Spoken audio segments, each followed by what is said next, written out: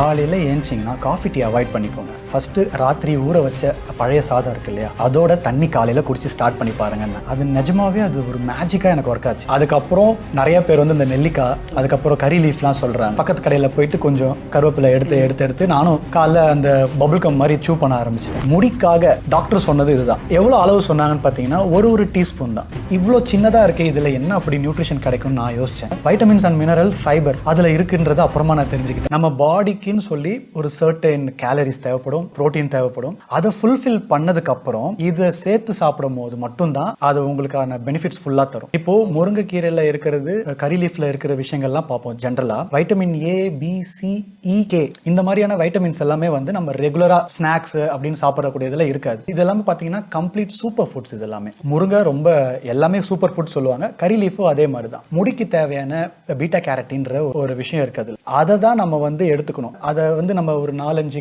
சாப்பாட்டில் போட்டு எடுத்துக்கிறதுனால கண்டிப்பாக முடிக்கு சப்போர்ட் பண்ண போகிறது கிடையாது. இன்னொரு விஷயம் என்ன புரிஞ்சுக்கணும்னா, முடியெல்லாம் பார்த்தீங்கன்னா டெட் செல்ஸ். ஸோ நமக்கு பாடியை வந்து சர்வை பண்ணுறதுக்கு பாடி என்ன பண்ணும், மசிலுக்கு வந்து ப்ரோட்டீன் தேவை அப்படின்னா ஃபர்ஸ்ட் ப்ரையாரிட்டி அதுக்கு தான் தரும். செகண்டரி தான் முடி. ஸோ அதை நீங்கள் ஃபுல்ஃபில் பண்ணாமல் விட்டுட்டீங்கன்னா அந்த நியூட்ரிஷன் முடிக்கே போகாது.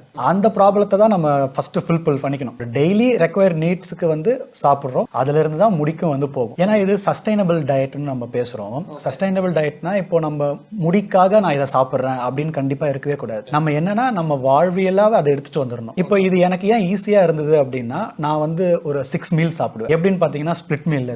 அது நான் ரொம்ப வருஷமாவே கிட்டத்தட்ட 14 இயர்ஸாவே அதை ஃபாலோ பண்ணிட்டு இருக்கேன். என் போர்ஷன்ஸே பாத்தீங்கன்னா ரொம்ப கம்மியா தான் இருக்கும். அந்த மாதிரி பிரிச்சு சாப்பிடும் போது என்ன ஆகும்னா, நான் வந்து என்னோட பாடி வந்து கேலரி, அதாவது நம்ம பிஎம்ஆர்னு சொல்லுவாங்க, மெட்டபாலிக் ரேட்டுக்காக நான் என்ன பண்ணுவேன்னா, நான் வந்து இதே வெயிட்டை ஒரு 12 வருஷமா மெயின்டைன் பண்றேன். அதுக்கு எனக்கு ரொம்ப சப்போர்ட்டா இருந்தது. எனக்கு முடிக்கு ரொம்ப அட்வான்டேஜ் ஆயிடுச்சு. ஒரு மார்க்கெட்டிங் கிமிக்ல போய் மாட்டிக்காம ஒரு டாக்டரை வந்து பார்த்தாலே முக்காவாசி ஹேர் ப்ராப்ளம் வந்து சால்வ் ஆகிடும். முடிக்காக டாக்டர் சொன்னது இதுதான். காலையில ஏஞ்சிங்கன்னா காஃபி டீ அவாய்ட் பண்ணிக்கோங்க. ஃபர்ஸ்ட் ராத்திரி ஊற வச்ச பழைய சாதம் இருக்கு இல்லையா, அதோட தண்ணி காலையில குடிச்சு ஸ்டார்ட் பண்ணி பாருங்க.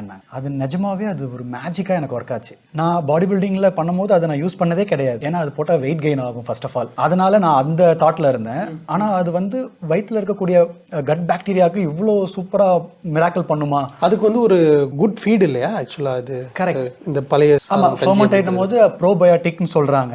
அதுக்கு ரொம்ப உகர்ந்தது அந்த ஃபுட். ஸோ நான் என்னோட டயட்ல வந்து அந்த கட் பாக்டீரியாக்காக ஃபர்ஸ்ட் நான் இன்ட்ரோடியூஸ் பண்ணது அந்த பழைய சாதத்தோட கஞ்சி. இப்போ வந்து அவங்க சொன்ன ஒரு 3 டயட் மட்டும் நான் சொல்லிடுறேன். ஒன்னு வந்து அந்த கஞ்சி தண்ணி காலையில குடிக்கிறது. செகண்ட் திங் வந்து நான் ஒரு ஸ்மூதி போட்டு குடிப்பேன். அதுல வந்து அவங்க ஒரு புது விஷயம் சொன்னாங்க. அந்த ஸ்மூதில என்னென்ன இருக்குன்னு ஃபர்ஸ்ட் பாத்துடலாம். 4 ஆல்மண்ட், 4 கேஷ்யூ, 2 ஃபிக், 2 டேட்ஸ், 2 வால்நட். ஸோ இதெல்லாம் இருக்கும். நான் எப்பவுமே வால்நட் சேர்த்துக்காம நான் ஃபர்ஸ்ட் ஸ்மூதி ரெட் பனானா போட்டு சாப்பிட்டுட்டு இருந்தேன். ஆனா இவங்க சொன்ன ஒரு புது விஷயம் என்னன்னு பாத்தீங்கன்னா, ஆல்மண்ட்லயும் வால்நட்லயும் வந்து பைட்டிக் ஆசிட்னு ஒன்று இருக்கும். ஸோ மற்ற நியூட்ரிஷன் அப்சார்ப்ஷன் ஆகாது அப்படின்ற மாதிரி நான் ஏதோ ஒரு ஆர்டிக்கல்ல பார்த்தேன். அதை பத்தி நான் பெருசா கண்டுக்கல. நல்லதானே சாப்பிட்றோம், அப்புறம் என்ன அப்படின்னு சொல்லி நானும் சாப்பிட்டுருந்தேன். ஆனா அதை ஃபர்ஸ்ட் ஊற வச்சுட்டு சொன்னாங்க. ஊற வச்சுட்டு அந்த தண்ணியை கீழே ஊத்திட சொன்னாங்க. மற்ற பொருட்கள்லாம் சேர்த்து பிளெண்ட் பண்ணிக்கோங்க, இல்லைன்னா அப்படியே எடுத்து சாப்பிட்டுருங்க அப்படின்னு சொன்னாங்க. அப்புறமா தான் நான் புரிஞ்சுக்கிட்டேன். ஈவன் பால் சாருமே சொல்லியிருக்காரு. ஓகே, அப்ப எல்லா டாக்டர்ஸும் இதுதான் சொல்றாங்க. அப்போ டாக்டர் சொல்றதுல கண்டிப்பா ஒரு விஷயம் இருக்கு. நம்ம வந்து மல்டி வைட்டமின்ஸ் டேப்லெட்ஸ் வந்து ஃபர்ஸ்ட் கொடுத்துருந்தாங்க. அதுக்கப்புறம் அதை ஸ்டாப் பண்ணிட்டு